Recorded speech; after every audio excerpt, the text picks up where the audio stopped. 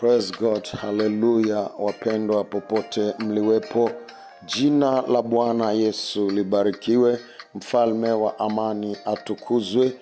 Yeye Mungu anayetujali na kutupenda, aliyetukirimia siku njema.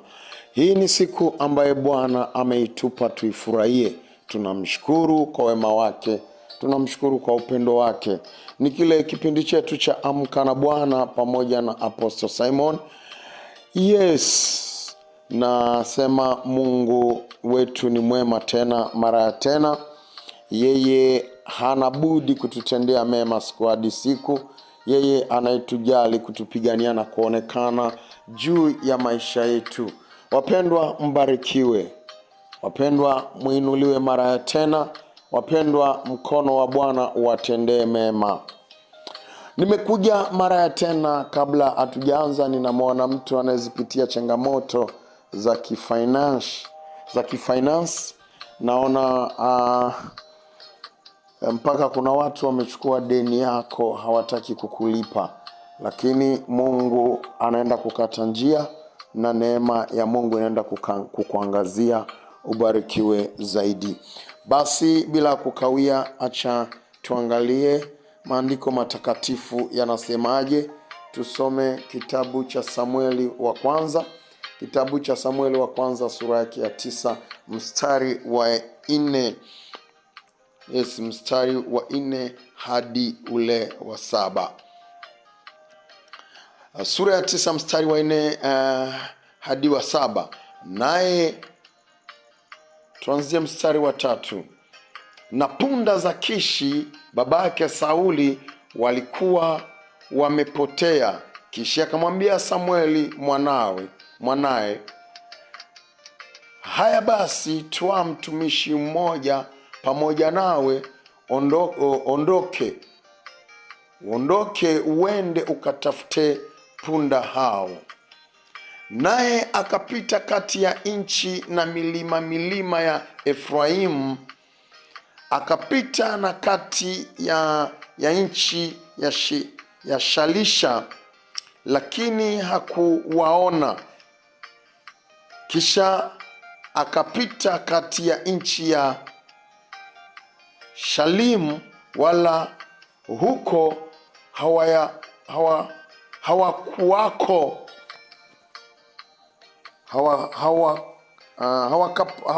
hawakupata kati ya nchi. Wakapita na kati ya nchi ya Waebrania, lakini hawakuwapata. Hata walipofika nchi ya Sufu, Sauli akamwambia yule mtumishi aliyefuatana naye, haya, na turudi, babangu asije akaacha kufikiri habari za punda, akatufikiri sisi. Naye akamwambia, tazama, katikati ya mji huu mna mtu wa Mungu, naye ni mtu mwenye kuheshimika. Yote ayasemayo hutukia kweli kweli. Basi twende huko, labda yeye aweza kutuambia habari ya safari yetu tunayoendea. Ndipo Sauli akamwambia mtumishi wake, lakini angalia, kama tukienda tumpelekee mtu huyo kitu gani? Maana chakula kimekwisha vyomboni mwetu, wala hapana zawadi ya kumpelekea mtu wa Mungu. Tuna nini sisi? Yule mtumishi, mstari wa 8, yule mtumishi akamjibu Sauli akasema, tazama, mkononi mwangu nina robo ya shekeli ya fedha, nitampa huyo mtu wa Mungu. Haleluya, jina la Bwana libarikiwe. Habari njema ninayo ni kwamba mambo yanaweza yakakataa, mengine yanaweza yakapotea, yakakutoka. Unaweza ukarudi nyuma kimafanikio, hali ikawa ngumu, ili Mungu akupeleke kwenye kusudi lake lililo maalum. the perfect will of God.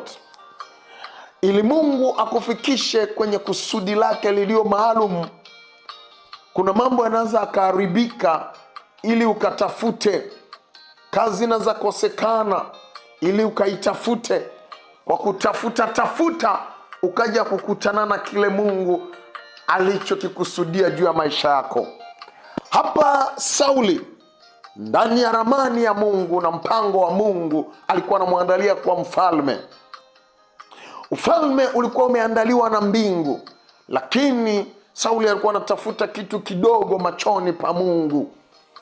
Akapita nchi kwa nyingine, milima kwa mabonde, hadi chakula alikuwa nacho kikakwisha, kila kitu alikuwa nacho kikakwisha. Wanapotafakari ku give up, wanapotafakari kuachana na hayo mambo, walishavunjika moyo, walishakata tamaa. Ndiposa mtumishi wake akamwambia, ndani ya huyu mji kuna mtu wa Mungu wenye kuheshimika, na kila jambo analoliongelea, analolisema, analolitamka linatimia. Sauli akasema, mbona hatuna kitu chochote, tumeishiwa. Mpendwa, usitazame kuwa mambo yamekwisha. Usitazame hali imekuwa mbaya, umepambana, imekataa. Unaweza ukafuatilia jambo hili au lile likawa lizito na ugumu. Unapoona mambo yanakuwa magumu, jua kuna mpango maalumu wa Mungu, tena ulio bora. Nimekuja kutabiria mtu anayenisikia, usivunjike moyo, usikate tamaa. Kuna mpango maalum juu ya Mungu. Ninatabiri kwamba wewe uliyepambana na pesa zikakataa, mnamo miezi mitatu hii iliyokwisha, naona mlango unafunguliwa na mambo yanaanza kwenda vizuri katika jina la Yesu.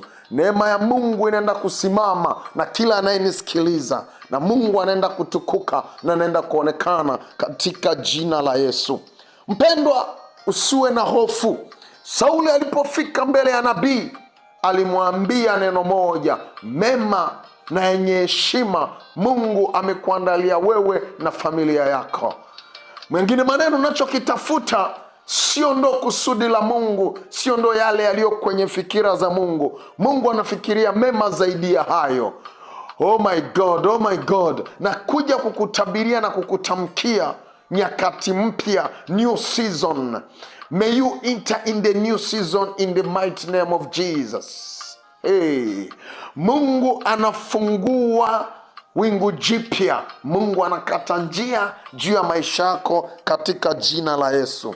Usikate tamaa mpendwa, mtegemee Mungu, mwamini Mungu, anaenda kutenda makuu na maajabu katika jina la Yesu. Mungu anaenda kujitukuza. Sauli alienda ameishiwa kila kitu, akatoka, mema ya nchi yote yamekuwa ya kwake, kwa kuwa Mungu amebadilisha nyakati. Amebadilisha nyakati na season juu ya maisha ya Sauli. Ninaomba kwa mamlaka ya jina la Yesu, kwa kila mtu anayesikia sauti hii, Bwana wa majeshi abadilishe nyakati zako. Bwana akafungue milango juu ya maisha yako katika jina la Yesu. Ukaione neema ya Bwana, kazione nguvu za Bwana zikifungua milango kwa ajili yako. Basi simama, usivunjike moyo. Naona kuna mtu alikata tamaa hadi maombi hana nguvu tena ya kuomba. Simama. Maombi ni chakula cha kiroho. Maombi yanagawilia spirit yako, yanalisha spirit yako. Kama gisi mtu asipokula anaumwa maradhi ya kukosa chakula. Usikubali, simama, begin to pray, begin to pray in the mighty name of Jesus, in the mighty name of Jesus, in the mighty name of Jesus. Begin to pray, begin to pray. Rakata zikarabasha ripapapapa katika jina la Yesu. Omba.